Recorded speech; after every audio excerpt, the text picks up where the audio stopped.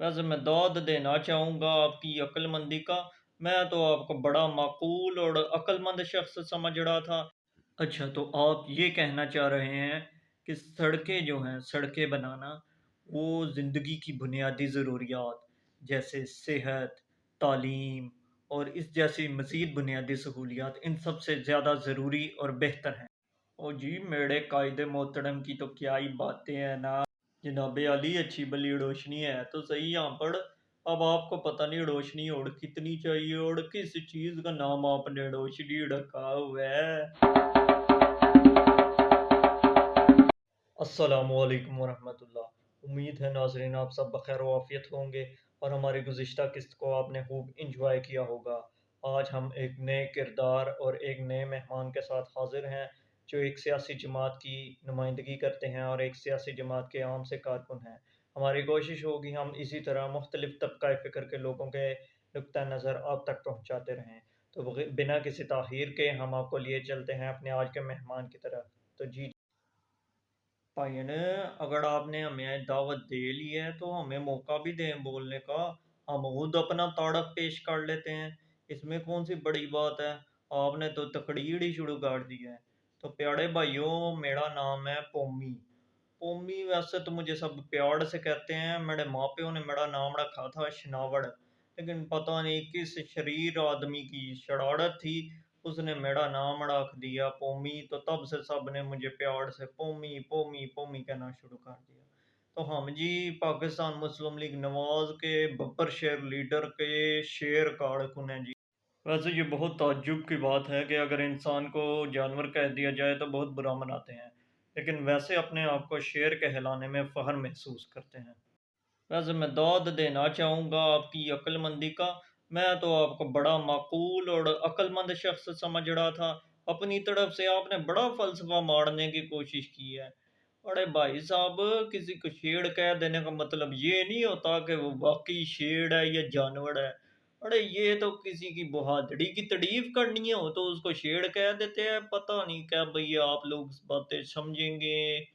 बहुत शुक्रिया आपका मेरी इस्लाह करने के लिए। आपका ये कार खैर तारीख में सुनहरे अल्फाज में लिखा जाएगा, जनाब शनावर और कौमी साहब। लेकिन मेरा ख्याल है कि अवामुन्नास हमारी ये फजूल की बकवास सुनने के लिए नहीं बैठी, इसलिए हम अपने असल मुद्दे टॉपिक की तरफ आ जाएं तो बेहतर होगा। तो जनाब, मेरा आपसे पहला और बुनियादी सवाल, क्या आप अपने सियासी वाबस्तगी का एक तारीखी पस मंज़र पेश करना चाहेंगे? इस पर ज़रा रोशनी डालें। जनाब आली, अच्छी भली रोशनी है तो सही यहाँ पर। अब आपको पता नहीं रोशनी और कितनी चाहिए और किस चीज़ का नाम आपने रोशनी रखा हुआ है। अच्छा जी, अब मैं सीरियस बातों की तरफ आता हूँ। तो आपने जिक्र किया मेरी सियासी वाबस्तगी का। तो जनाब आली, हम तो मियाँ साहब के बहुत बड़े फ़ैन हैं, मुस्लिम लीग नवाज के बहुत बड़े फ़ैन हैं, मियाँ शहबाज साहब के बहुत बड़े फ़ैन हैं। मियाँ साहब ने हमारा तो सीधा सीधा मानना है जी। अगर कायद आजम रहमतुल्लाह अलैह के बाद अगर किसी लीडर ने पाकिस्तान के लिए कोई काम किया है, सच्ची बेहतरी की है पाकिस्तान की, तो वो मियाँ मोहम्मद नवाज शरीफ साहब मेरे लीडर, मेरे कायद हैं। उन्होंने बस ये सारा काम किया और किसी ने नहीं। आपने भी घटिया कॉमेडी करने की एक नाकाम कोशिश तो ज़रूर की। खैर छोड़िए इस बात को, मैं आपसे पूछना चाहूँगा, आप मज़ीद वज़ाहत करना चाहेंगे?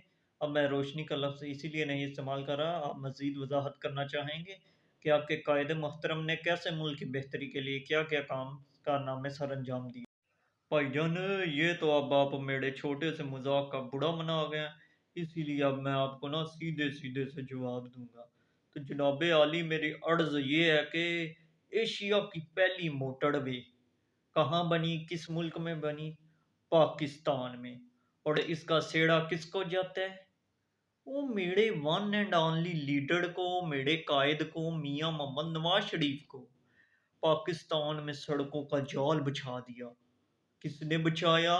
वो मेरे कायदे मोहतरम मियाँ मोहम्मद नवाज शरीफ ने। ओ जब से उन्होंने सियासत में कदम रखा है ना, तो मेरे मुल्क की हालत ही बदल गई है। नहीं तो कहाँ पहले अवाम रोती फिरती थी।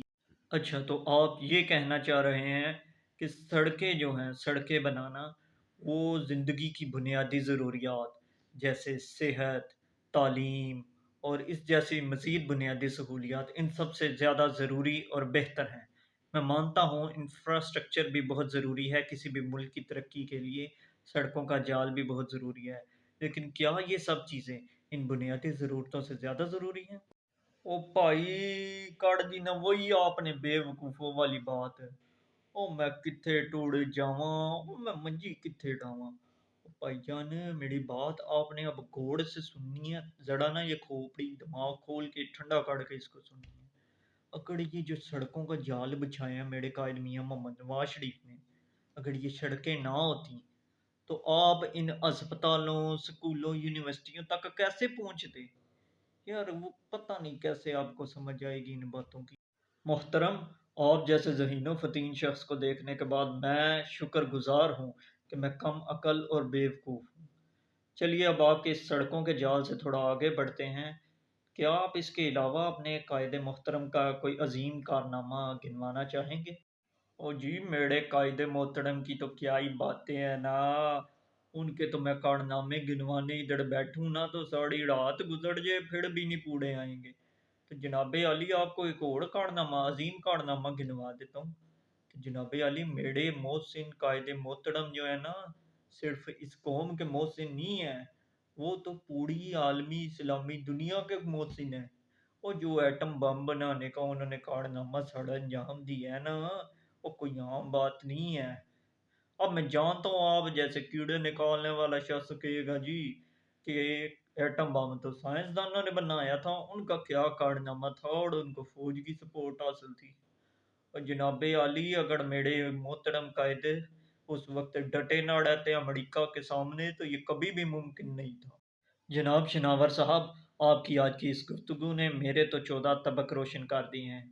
میں اپنے ناظرین کے بارے میں تو زیادہ نہیں جانتا، لیکن میں اب اس کا مزید متحمل نہیں ہو سکتا۔ میں صحیح معنوں میں آپ کی صلاحیتوں اور آپ کے قائد کی خدمات کا اس ملک کے لیے اور پوری اسلامی دنیا کے لیے میں ان کا معترف ہو چکا ہوں۔ تو ناظرین، یہ تھی ہماری آج کی قسط، اور امید ہے یہ آپ کو پسند آئی ہوگی اور آپ اپنی پسند کا اظہار اپنے فیڈ بیک سے ضرور کریں گے۔